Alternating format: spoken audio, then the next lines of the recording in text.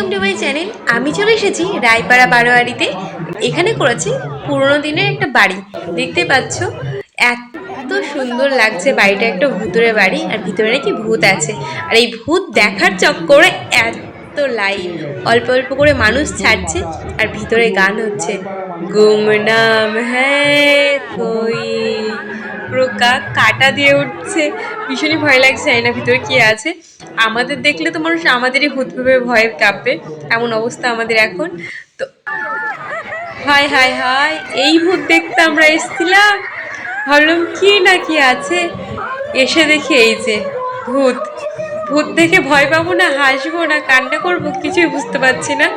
মানে শুধু হাসি পাচ্ছিল যে এই ভূত দেখার জন্যে আমরা এত লাইন দিয়ে এতক্ষণ অপেক্ষা করে ভিতরে ঢুকলাম।